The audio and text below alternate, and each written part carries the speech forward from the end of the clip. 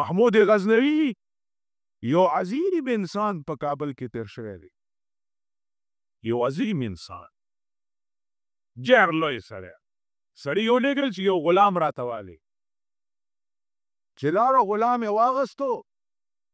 داسې غلام یې واغستو چې ټوپۍ نه یې باتی وتې شلېدلې غوندې چرړۍ په سر پرته وه. د کمیس لستوڼي ټول سولیدلي او شلېدلي وو. تنه یې پاتې وه. د کیرو پوندې ټولې سولیدلې وې پنډ یې پاتې. واغستو راوست. محمود غزنوي چې ورته وکتل او ورځ دو کې د هغه خوی خصلت وکتل نو پې مین شو. حکم یې وکړو چې شاهي حمام ته یې بوځئ ویې لمبوئ او شاهي لباس ور واغوندوئ. شاهي لباس یې ور واغوستو او محمود غزنوي راوستو ځان سره یې په تخت کې هغه جامې چې په کومو کې دی غلام او خرڅېدو هغه ایاز په بکس کې ایښې وې. سهار به یې پرانیستو جامو ته به یې داسې وکته بیا به لاړو د بادشاه خواته. وزیرانو پې شکایت وکړو د نورو کوڅه ډبو.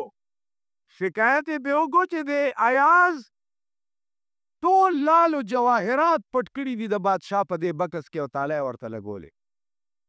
بادشاه ورته ویل ایازه دا دې څه کړي؟ دی دا کونجي په خپل لاس واله او دا بکس پرانیست. بادشاه کونجي واغسته چې بکس یې پرانیستو زړه ټوپۍ او زوړ پرتوګ او زوړ کمیس پکې پروت و. نور څه پکې نه و. ویل دا ولې؟ چې زه هر سهار دې ته ګورم چې ایازه یو ورځ داسې هم وه چې تا دا لباس اغوستی و. نن د شاهي لباس اغوستی او بادشاه سره په تخت ناستې.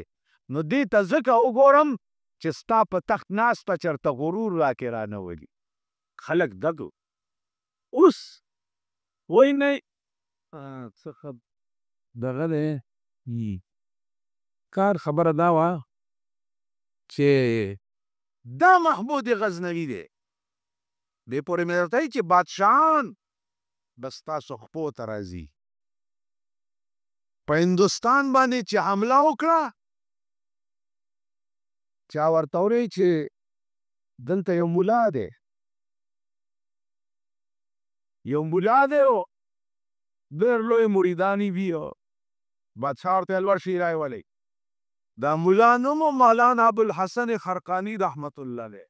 ډېر لوی فقیه و مجتهد انسان. ویل بادشاه دې غواړي. هغه ورته ویل زه خپل کار کوم زما بادشاهانو سره څه کار. بیا جواب ورغی چې بادشاه دې غواړي ویل زه مه ځمه. بادشاه ورته ولیکل چې اطیعوا الله و اطیعوا الرسول و اولو الامر منکم. خدای ویلي دي چې د اولو الامر اطاعت کوئ د بادشاه اطاعت کوئ ته څنګه نه راځې زما په حکم.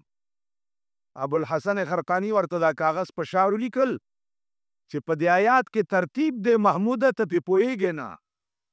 اول اطیعوا الله دی بیا اطیعوا الرسول دی په درېیمه درجه کې درېیمه کې اولو الامر دی.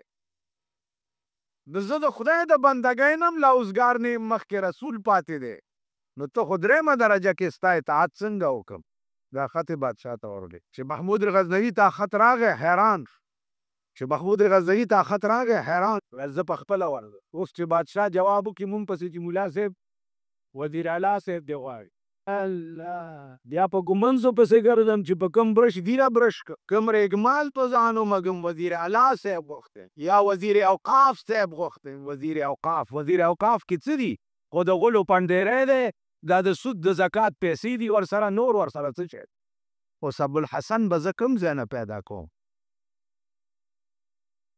او محمود غزنوي به کوم ځای نه پیدا کوم.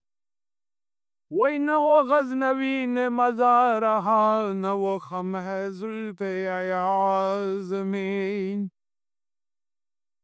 نه و غزنوی نه مزارها نه و خمه زلف ایازمین نه واپس نه میں رہی شوخیاں نه و عشق میں رہی گرمیاں.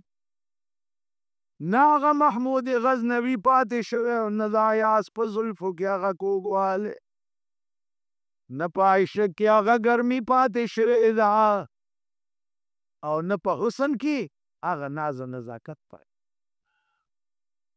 پاتې څوک دي गुड़ गए गुलशन गए, गुड़ गए गुलशन गए, अच्छे अच्छे मर गए, लल्लू बटेरे रह गए।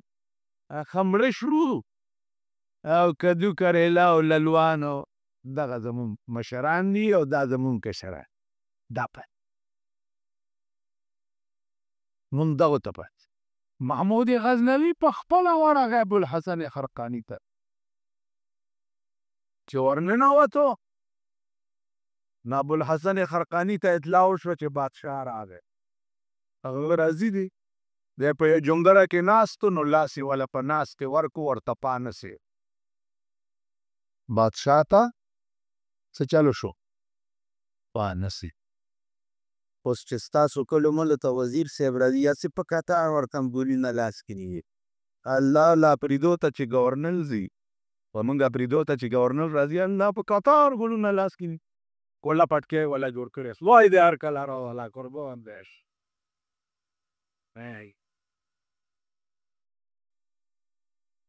ابوالحسن خرقاني لاس ورکو ورته پانسېدو څنګه راغلی ورته ول په سومنات باندې حملې کولو ته راغلی د هندوانو په دې لویه بتخانه باندې ابوالحسن خرقاني ورسره خبرې اترې وکړې یو خلقه یې خپله ورکړه وی چې په کومه ورځ په سومنات حمله کې دا خلقه واغونده او 2 رکعته نفل وکړه الله به دې کامیاب کړي چې محمود غزنوي تلو نو ابوالحسن خرقاني ورته پاسېد رخصته یې محمود غزنوي د لاس نه ونیو وی صاحب چې زه رالمه نو مېلمه وم ته راته پانسېدې او چې اوس زم نو راته پاسېدې دې کې څه راز دی ویل چې ته رالې ځکه درته پانسېدم چې ستا په سر کې د بادشاهۍ نشه وه نو دا مې درته ثابتول غوښته چې په دې ځمکه داسې خلک هم اوسېږي چې د محمود غزنوي بادشاهي په یو کنجه کم نه ویل اوس ولې پاسېدې چې ځم ویل اوس ځکه پاسېدم چې زما په تقریر ټوله نشه ستا د سر نه ووته او ما غوندې ملنګ شي نو د ملنګانو قدر په کار دی نو ځکه درته پاسم زما عزیزانو کوم خلقو چې خدای ته ځان سپارلی او اسره بنده نه وي اسره خدای وي په خدای قسم د خدای بندگان به تا پسې منډې وایي نن خو موږ بندگانو پسې او داسې بندگانو پسې منډې وم چې شکل ته یې وګوره الټای به درشي الټای لیکن دولت او د دنیا منصب ورسره یي موږ لاس په نامه ورته ولاړ یو آسان دی کوي تا اسره خدای که ته وګوره چې هر څه تا پسې منډې وهي که نو زما عزیزانو خدای اسره کوي بنده ما کاونسلر زمونږ اسره ده دا د چواریانو جمعداران نه دي یا کاونسلران ایم پی اے صاحب زمونږ اسره ده ایم پی اے سي زمونږ د اسمبلۍ انتیګان وګوره دې ته وایي چې یو کال وشو چې په دې اسمبلۍ کې تاسو ناست یئ په دې یو کال کې د دې اسمبلۍ نه چېرته هم د سړیتوب فیصله راووته واورېده خدای هم خوار که چې خوار شي واورېده چېرته نن د هغه خلکو بیان دی چې د چا په لاس کې حکومت دی هغه وایي د یو څو کسو نوکرونو باندې کار نه کېږي قوم له روزګار وګورئ همدا هغه خلکو بیان دی چې د چا په لاس کې اقتدار دی او د چا په لاس کې حکومت خلک هغه ولټوئ هغه خلک وګورئ فلحال په دې ځمکه داسې خلک شته چې روټۍ والا لاس کې ورکړي او بیا غورځوي ولې جي ویل به په دې روټۍ نه د حرامو بوی راځي نن ستا ټول مل پروډ مولا دی او که پیر دی او که میا دی او که سید دی او که امي دی او که حکومت ټول حرام خواره دي که نه دي ټول ښه به ورته پته وي چې دا شی ما دپاره حرام دی ناروا دی کوو پردی ځمکې موږ نیسو پردی اوبه موږ لرو پردي فصلونه موږ ریبو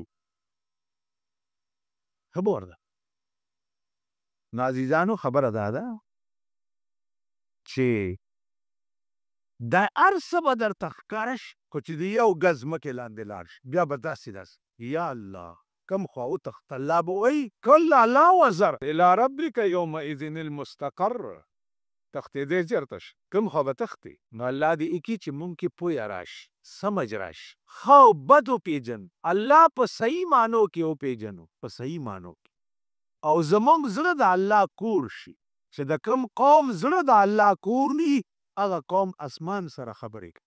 نن دنیا کې وګوره د مسلمان عمره پریشان ملک نشته.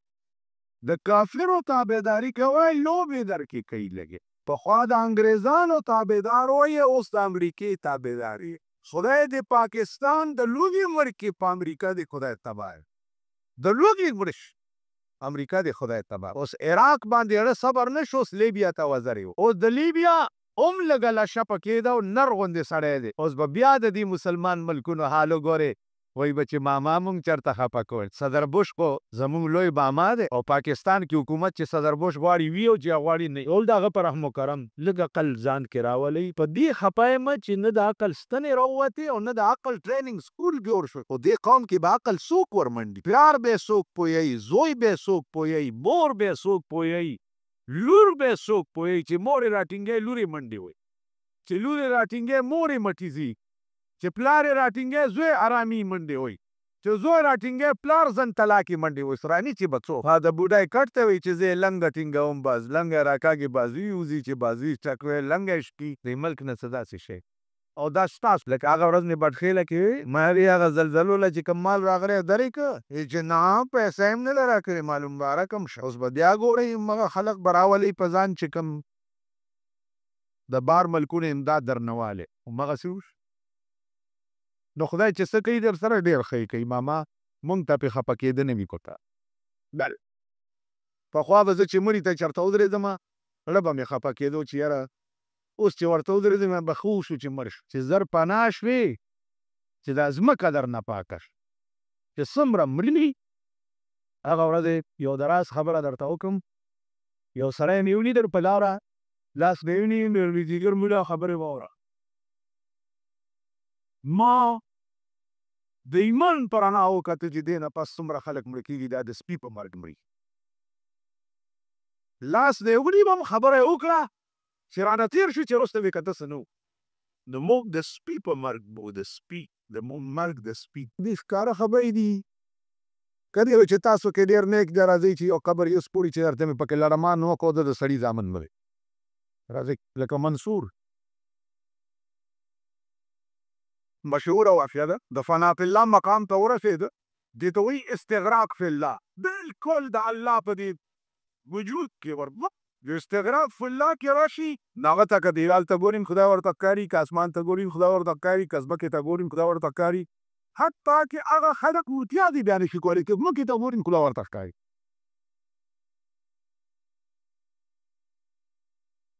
د منصور چې ځان ته وکتم نو خدای ورته ښکاري.